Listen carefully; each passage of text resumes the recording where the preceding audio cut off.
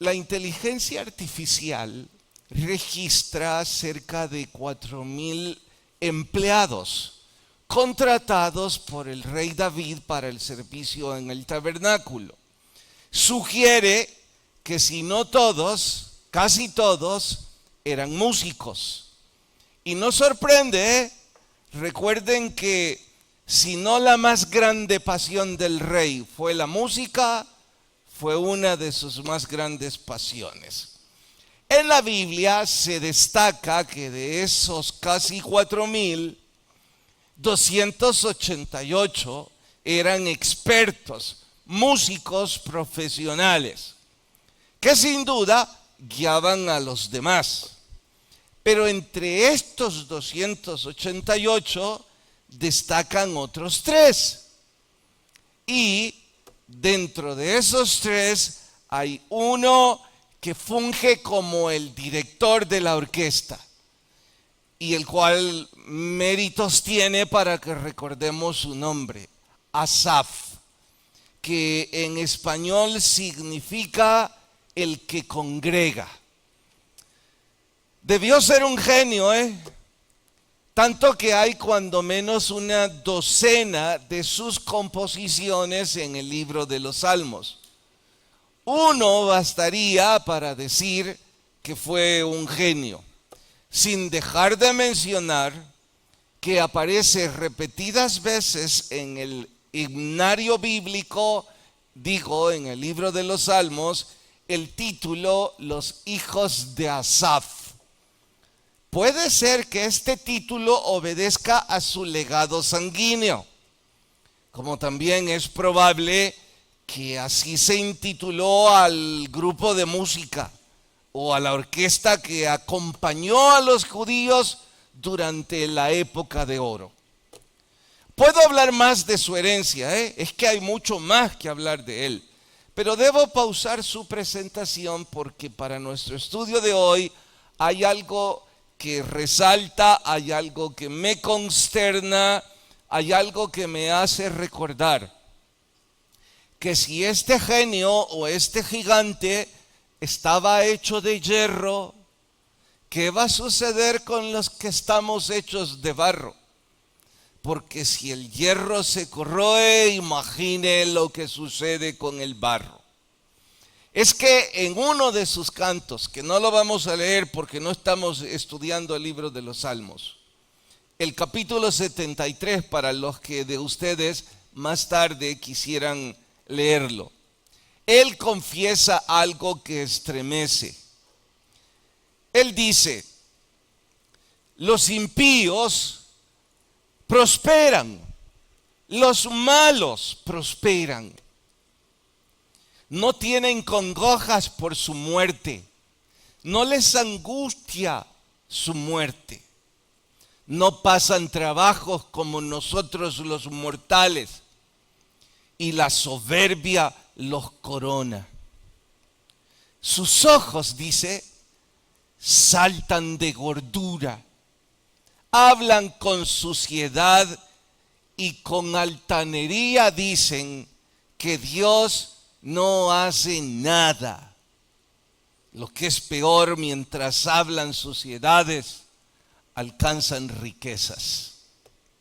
Entre tanto yo he sido azotado y sacrificado.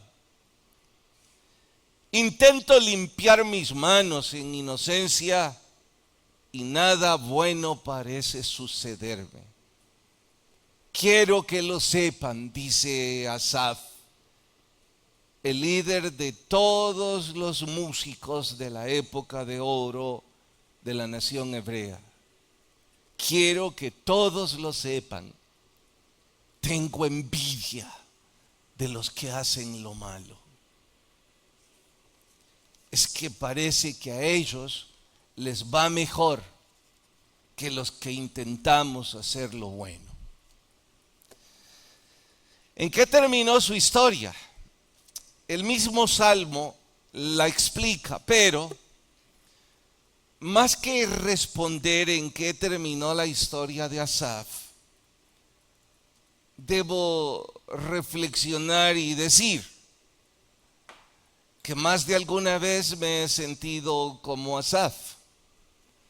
No porque yo me justifique sugiriendo que yo hago lo bueno, pero debo decirlo y con humildad. A veces siento que lo intento. A veces creo que me esfuerzo por hacer lo que debo hacer. Y personas cercanas a mí que llevan una vida de desenfrenos, a veces pareciera que se la pasan mejor que como yo me la paso. Y quizás algunos de los aquí presentes han sentido lo que Asaf sintió, han sentido lo que para mi alivio Asaf confesó, porque yo me he sentido así. Y nos hemos preguntado, ¿será que en algo nos hemos equivocado? ¿Será que en nuestra inocencia e ignorancia algo nos ha confundido? Bueno, pues esto y más vamos a abordar en el estudio de hoy titulado Aunque otros hagan 100 veces lo malo. Vayan a Eclesiastés capítulo 8. Aunque otros hagan 100 veces lo malo. Capítulo 8, vamos al versículo 10, libro de Eclesiastés. ¿Listas sus Biblias? Dice: Asimismo, he visto a los inicuos sepultados con honra, mas los que frecuentaban el lugar santo fueron luego puestos en olvido, en la ciudad donde habían actuado con rectitud. Esto también es vanidad. Por cuanto no se ejecuta luego sentencia sobre la mala obra, el corazón de los hijos de los hombres está en ellos dispuestos para hacer el mal. Aunque el pecador haga mal 100 veces y prolongue sus días, con todo yo también sé que les irá bien a los que a Dios temen, los que temen ante su presencia. Y que no le irá bien al impío, ni le serán prolongados los días que son como sombra, por cuanto no teme delante de la presencia de Dios. Hay vanidad que se hace sobre la tierra. Hay justos a quienes sucede como si hicieren obras de impíos. Y hay impíos a quienes acontece como si hicieran obra de justos. Digo que también esto es vanidad. Por tanto, alabé yo la alegría que no tiene el hombre bien debajo del sol, sino que coma, beba y se alegre. Y que esto le quede de su trabajo los días de su vida que Dios le concede debajo del sol. Yo pues dediqué mi corazón a conocer sabiduría y a ver la faena que se hace sobre la tierra. Porque hay quien ni de noche ni de día ve sueño en sus ojos. Y he visto todas las obras de Dios, que el hombre no puede alcanzar la obra que debajo del sol se hace. Por mucho que trabaje el hombre buscándola, no la hallará. Aunque diga el sabio que la conoce, no por eso podrá alcanzarla. Oremos. Señor, ruego que tu gracia hable a nuestros corazones y que podamos crecer a través del estudio de tu palabra. Gracias por hablarnos. En Cristo Jesús lo pedimos. Amén. Mi hija pequeña me pidió que en nuestro próximo viaje, si puedo arreglar la agenda mientras trabajo, para que coincida con un concierto de un grupo de mucho nombre en la actualidad. Ella conoce las fechas, así es que buscó en internet y se las arregló para buscar uno de esos conciertos. Me dio 2 o 3 alternativas y me mostró uno u otro video de dichos conciertos. Le dije que yo no me sentía muy animado a llevarla, que no era algo que yo admirara. Y lo que es peor, ni siquiera sé explicar bien el porqué. Por supuesto, su desilusión iba acompañada de su reproche, justo reproche. Porque me dijo, al menos deberías darme una explicación de tu negativa. Creo que la única pobre respuesta que encontré fue decirle, y advierto que no intento juzgar, no es mi asunto. Y por eso ni siquiera menciono nombres. No es mi asunto juzgarlos. Dije, hay una gran cantidad de esos grupos o de esos solistas que parece tienen una vida ministerial muy corta. Es que 2 o 3 años llenan estadios y 2 o 3 años más tarde llenan cantidad de noticias por su apostasía. Es como un común denominador. Yo mismo dije, quizá es tanta fama que los sobrecoge y no logran sobreponerse. Ella, a pesar de su desaprobación a mi opinión, pasó otros minutos en internet y más tarde se acercó y me dijo, fíjate que algo de sentido quizá tiene lo que me dijiste.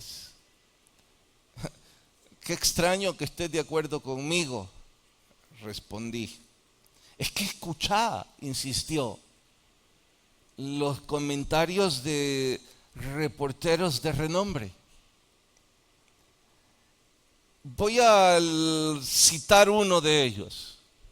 No su nombre, el comentario. Dice, he estado en un concierto que no hace gran diferencia con los conciertos de músicos no cristianos. Parece ser, dice este reportero, que no es cristiano, que la única diferencia entre un concierto que anuncia ser cristiano y uno que no, es que unos dicen ser algo que quién sabe si lo son. Porque mientras estuvo en el estadio, no supe la diferencia. ¿Que por qué estoy diciendo esto? Es que me he preguntado una y otra vez, ¿será que así es como se sentía Asaf? Confundido en medio de toda esa fama, ser el director de toda la orquesta. ¿Será que no pueden sobreponerse? ¿Será que por eso pronto sus ministerios caen y su apostasía crece más que su ministerio? ¿Será que sienten envidia, como Asaf lo dijo? Bueno, es que quizá ellos tienen las mismas preguntas que nosotros. Coelet, el escritor de Eclesiastés, pueden estar seguros que conoció a Asaf. Pueden estar seguros que Asaf le enseñó música a Coelet. No pueden siquiera dudarlo. Asaf era el músico de confianza del rey David. Y esto nos puede hacer entender que fue él el mentor del príncipe en la época de David. Así es que digo que seguramente Salomón conocía los argumentos de Asaf. Coelec quiso experimentar lo que Asaf decía. Y sin duda por ello, en carne propia, en este capítulo, nos responde lo que Asaf estaba sufriendo. Y quizás las preguntas que algunos de ustedes se hacen, y yo también. ¿Por qué a algunos que blasfeman y que ofenden a Dios parece irles bien, mientras a otros que parece nos esforzamos por hacer las cosas bien, nos está yendo mal? Bueno, ¿qué cosas son en medio de todo esto lo que descubrió? Vayan al versículo 10 de nuevo, por favor. Versículo 10. ¿Listos? Dice: asimismo he visto a los inicuos sepultados con honra, mas los que frecuentaban el lugar santo fueron luego puestos en olvido. Bien, Asaf hizo tres cosas que no le ayudaron a salir del abismo. Si usted y yo intentamos replicar esas tres cosas, les puedo asegurar, no van a encontrar todas las respuestas de la vida que usted quisiera encontrar, pero pueden estar 100% seguros que van a encontrar propósito y sentido a sus vidas. Y lo digo como testimonio. Es que no respondió todas mis dudas, pero le dio sentido. Bueno, ¿qué hizo? Número 1. Asaf retomó su orden de prioridades. ¿Qué estoy diciendo? Cuando más tarde lean el Salmo 73 y corroboren los detalles, dirán: wow, parece que el Salmo 73 fue escrito a la par que se escribió Eclesiastés capítulo 8. Yo diría, si no se escribió simultáneamente, sí pueden estar seguros que Salomón estaba leyendo el Salmo 73 mientras escribía esto. Bien, cuando digo que retomó su orden de prioridades, estoy diciendo que hay que recordar que hay algo más importante que las riquezas. ¿Me quieren recordar ustedes qué es más importante que la riqueza? La sabiduría. Así es que Asaf dice que retomó el orden de prioridades, que puso en su cabeza el pensamiento de que por encima de los bienes adquiridos estaba la sabiduría, y que la sabiduría viene únicamente en un envase. Ese envase es el regalo de Dios cuando las personas temen a Dios. No lo pasen de largo nunca. La sabiduría no viene por estudiar la Biblia. La sabiduría no viene por congregarse en esta reunión. Cierto que estudiar la Biblia y congregarse son parte de la sabiduría, pero la sabiduría viene como un regalo de Dios. No es que yo digo esta mañana quiero adquirir sabiduría y voy a tomarla. Esa viene como un regalo, como un don que Dios da a aquellos que lo temen. Claro que aquellos que temen a Dios, por supuesto que estudian la Biblia y adquieren conocimiento.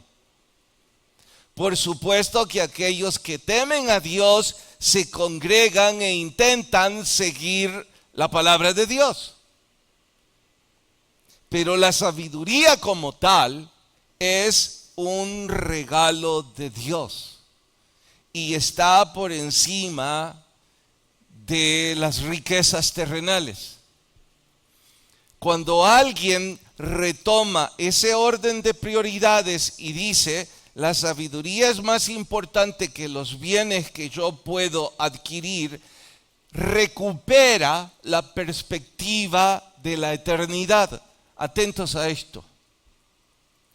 Cuando a alguien le es dada la sabiduría como regalo, esa persona recupera la perspectiva de la eternidad. ¿Qué significa eso, predicador? Es probable, no es probable. Estoy seguro que nuestros principios religiosos son buenos. Han sido rasgados de la Biblia. Por eso estoy seguro que son buenos. Sin embargo, debo decirlo, aun cuando a algunos les parezca un irrespeto o un desatino, lo digo y lo creo. Es probable que haya también otras religiones con principios humanistas buenos. No estoy haciendo una comparación, solo estoy diciendo que es probable y no me sorprendería que haya una, dos o más religiones con principios humanistas muy buenos. Dirán ustedes entonces, bueno, ¿y en dónde está pues la diferencia entre nuestra religión y esa otra religión? La diferencia está en la perspectiva de la eternidad. Es que cualquier religión, cualquier filosofía o cualquier pensamiento que hace a un lado la eternidad, pues entonces carece de sentido.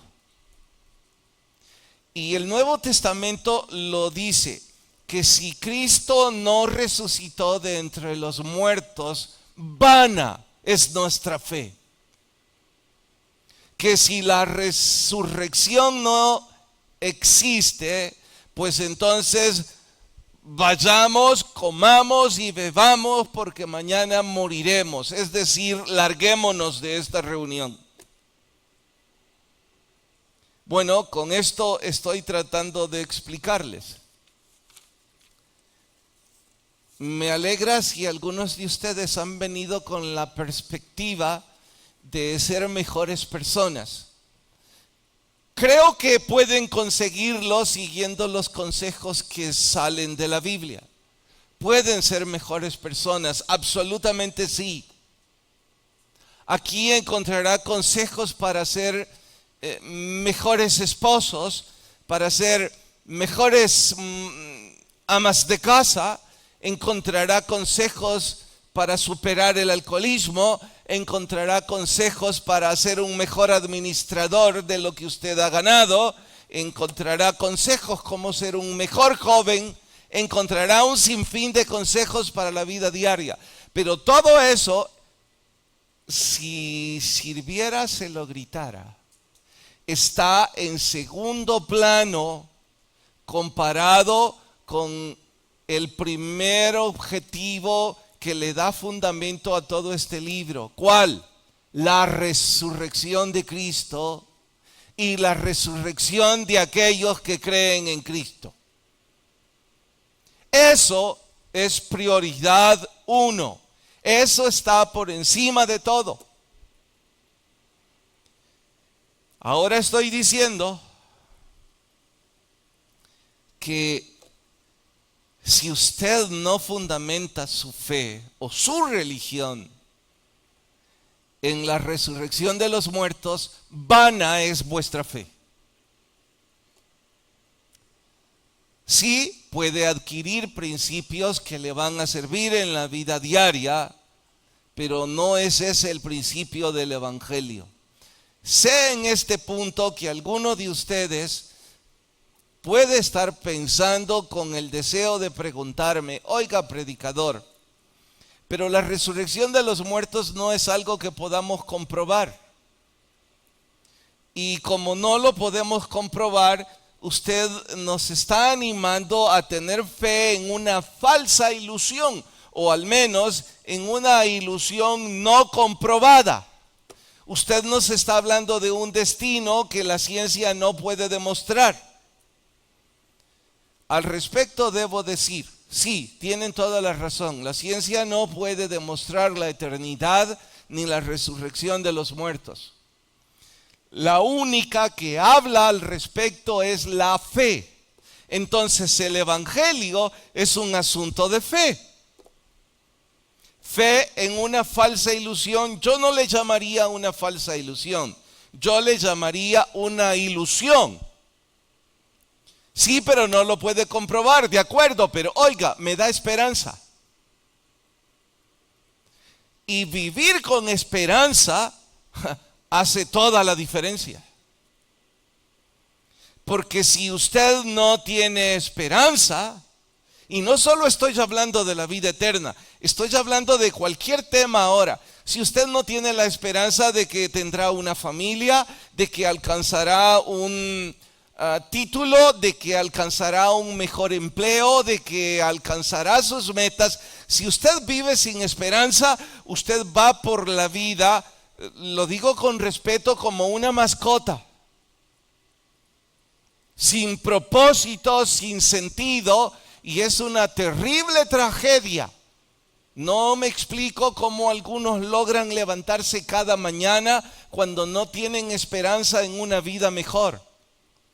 Sobre todo, si ya han arruinado parte de sus vidas, no entiendo cómo pueden ponerse de pie y cómo pueden ir animados si no tienen esperanza. Aquellos que tenemos esperanza, todo toma propósito y todo toma sentido. Y nuestra fe es precisamente en esa esperanza de una vida eterna, de una mejor vida. Diría a todos aquellos que no tienen esa esperanza: me encantaría bajarme del púlpito, platicar personalmente con ustedes y hacerles esta pregunta: ¿qué pierden en intentarlo?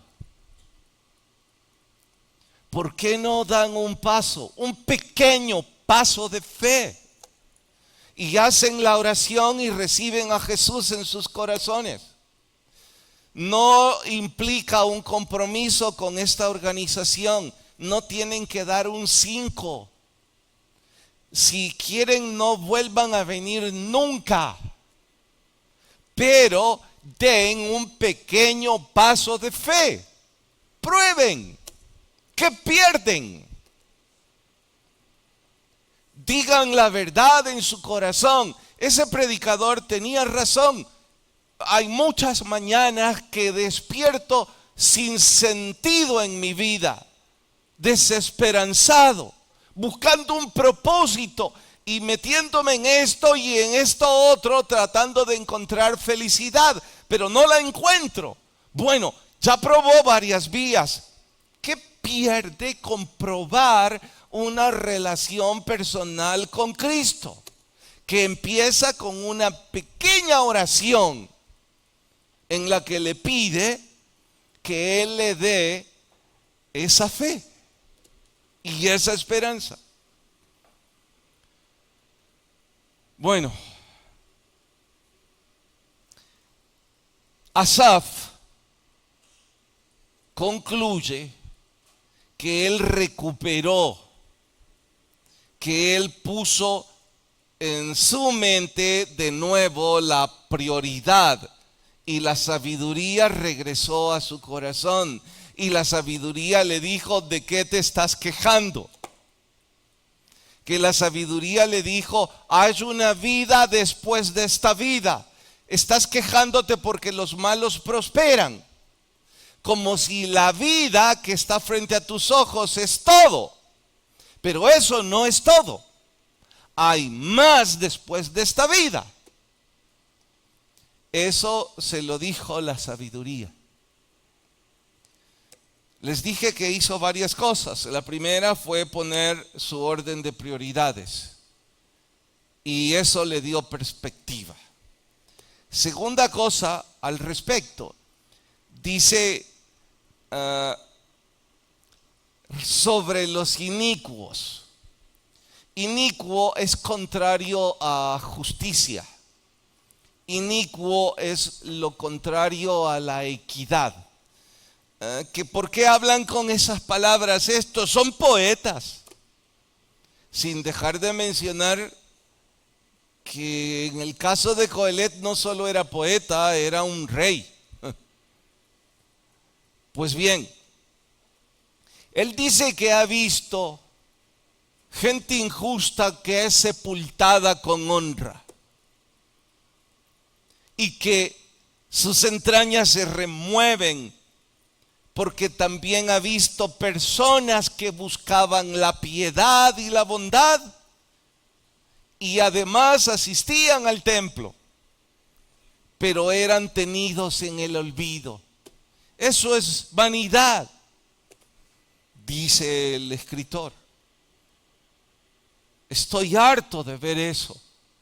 Yo esperaba que los justos, cuando menos, fueran sepultados con honra y los malos tenidos en el olvido.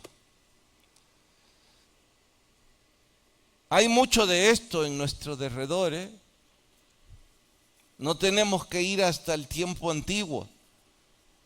Basta con pensar en 2 o 3 nombres de gobernantes alrededor del mundo cuyos periodos de liderazgo llegaron hasta su muerte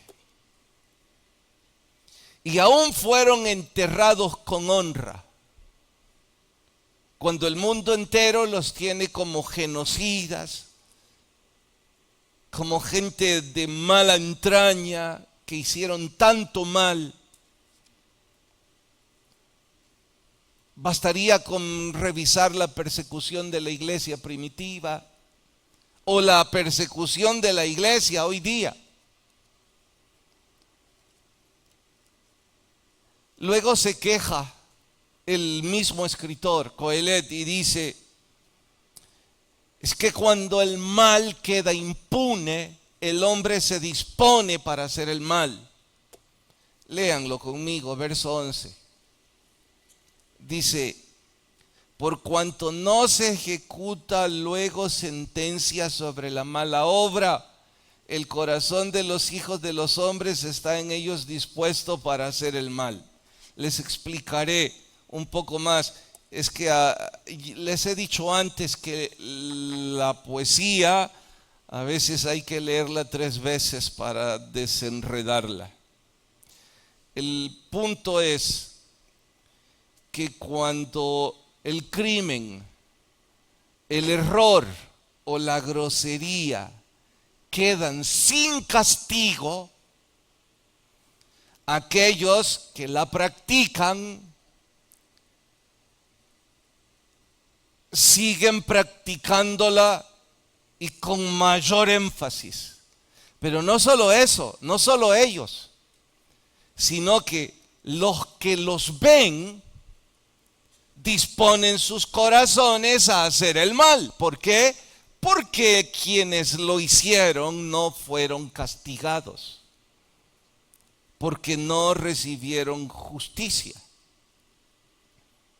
De hecho, todo gobierno que permite el error terminará en una anarquía. Sin ley no hay orden. Si no hay leyes para conducir, esta mañana 100 accidentes de tránsito nos habrían despertado.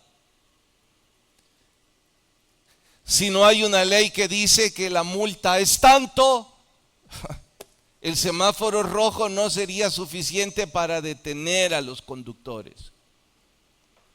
Si no hay ley, hay anarquía. El error debe castigarse o seguirá siendo un error. El hijo que dice y hace groserías y no es castigado, seguramente tiene todo el potencial para hacer y convertirse en un criminal. Y tristemente quizás hay o habemos papás en este recinto que al hijo que dice groserías, que grita, que muestra caprichos y malas crianzas, en lugar de recibir corrección y recibir vara, lo que ha estado recibiendo son premios, porque pobrecito el niño o la niña. Bueno, ellos están disponiendo su corazón para el mal. Y va a ser nuestra culpa como papás. Toda iglesia que se vuelve permisiva estará creando una congregación a la deriva. Justos que sufren como impíos y malvados que viven como si fueran justos. No hay respuesta, dice.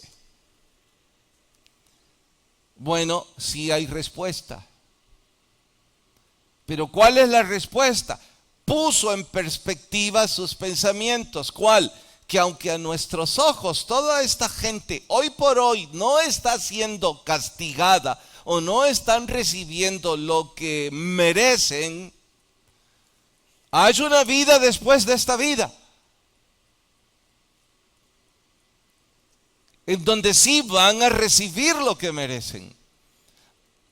Claro que yo podría en este punto estar tratando de aliviar las dudas y decirles a todos los que hoy se sienten lastimados, oiga, entienda que vendrá un día en que Dios hará justicia y todos recibirán lo que merecen. Pero yo les pregunto, ¿y por qué eso nos va a dar alivio?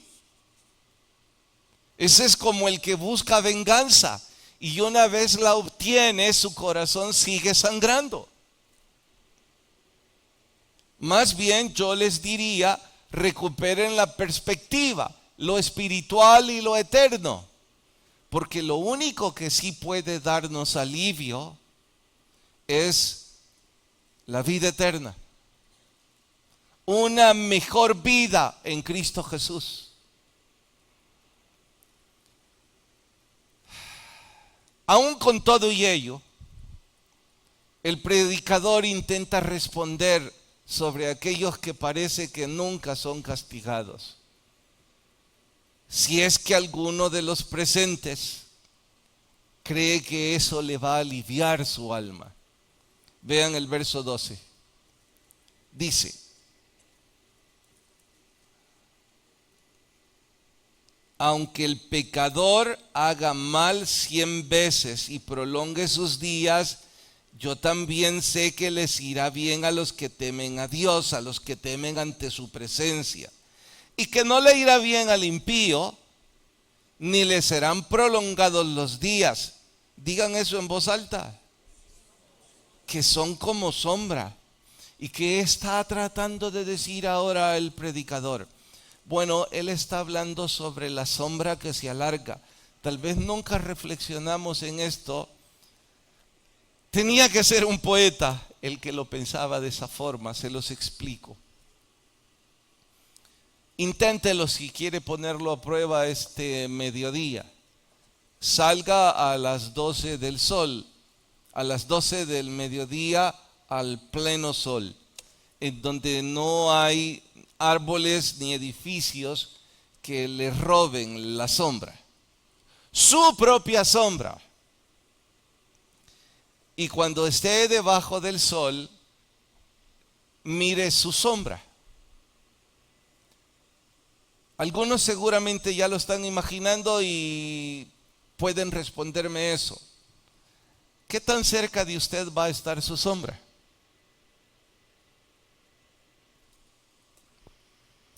¿Podrá tocarla con sus brazos? Sí. Bastará con bajar un poco y la vamos a poder tocar, porque el reflejo de nuestra sombra es casi cero al plenas 12 del día. ¿Me estoy dando a entender? Es que el sol está sobre nuestra cabeza, entonces apenas hay sombra. ¿Está claro? Pero cuando el sol se pone, la sombra se alarga. ¿Qué es eso, pastor? Bueno, la inclinación, los grados del sol empiezan a bajar. Por eso dice se pone. Y el sol ya no está sobre nuestra cabeza. El sol está casi frente a nosotros o en nuestra espalda, como prefiera. ¿Va a poder usted alcanzar su sombra? No, porque su sombra se va a alargar. Está diciendo Coelet que esa es la vida de los malos. A veces parece que su sombra se alarga, como su vida parece alargarse. Pero uno de estos días ya no habrán más rayos del sol, ni a las 12 ni cuando el sol se pone. Habrá solo oscuridad. Y eso es el futuro de los que no temen a Dios. Oiga, tal vez usted no es una persona mala con el énfasis que aquí se describe, pero debo advertirle que aun cuando usted no sea una persona mala, está incluido dentro de los que no temen a Dios si usted no tiene una relación con Dios. Eso significa que este mensaje también es para usted. Usted está incluido entre los que no temen a Dios.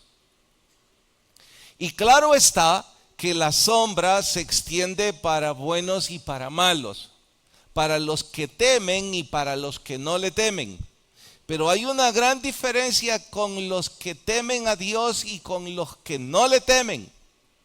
Aquellos que tememos a Dios, nuestra sombra no termina con nuestra muerte, porque nuestra esperanza está puesta en la vida después de la vida. Y usted que no teme a Dios, su sombra ya se alargó bastante. Uno de estos días se terminará por completo y usted no tiene esperanza en la vida después de la vida. ¿Qué de sabio tiene eso?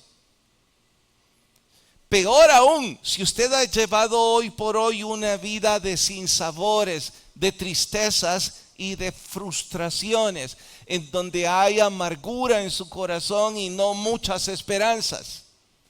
Y si además de la amargura de su corazón, enfermedades también. ¿Qué le queda? ¿Solo unos pocos grados de sombra mientras el sol termina de ponerse? Si usted hace lo que Asaf hizo, recuperar la perspectiva y poner su vista en la vida eterna, entonces podrá encontrar que Asaf dice, pero recuperé mi fe. Cuando entré de nuevo en el santuario, cuando de nuevo lo adoré, recuperé mi esperanza en la vida eterna. Gracias a Asaf por haber dejado ese canto en el himnario. Quisiera que existieran músicos que pudieran ponerle notas a esa historia del Salmo 73. Sería un ensayo filosófico bellísimo. que aliviaría cantidad de corazones lastimados. Ahora, debo responder esto. Bueno, antes voy a preguntarlo y voy a asegurarme. ¿No les parece que este Salomón en el libro de Eclesiastés es un poco complicado para explicar las cosas? ¿No les parece? A mí sí me lo parece. Que yo he tenido que leer 5 veces este mismo capítulo. No les exagero un poco. A lo mejor lo leí más. Y cantidad de referentes en los libros para terminar de entender y ahora poder intentar explicárselos y decirles si hay esperanza. Y la sombra de los malos está a punto de desaparecer. Y aunque también la mía, pero yo tengo esperanza de la vida después de la vida. Y entre tanto, tengo otra grande ventaja, que mientras llega la vida después de la vida, tengo paz en esta vida, porque tengo esperanza en la otra vida. Tengo propósito. Tengo sentido por qué levantarme cada mañana y por qué hacer cada cosa.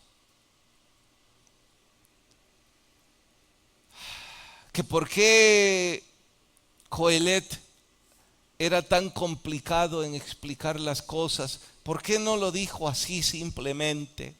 Bueno, esta es mi opinión, Creo que hay personas tan complicadas como Coelet, que ellos no conciben las cosas de una manera sencilla como las personas normales como usted y yo. Esas personas complicadas tienen que darle la vuelta a estas cosas complicadas y después las entienden, y Dios utiliza esto para llegar al corazón de ellos. Y gracias Dios porque hay esto en la Biblia, y las personas con mentes complicadas también pueden entender tu gracia y tu misericordia y pueden abrir sus corazones a la vida eterna. En realidad el punto es simple.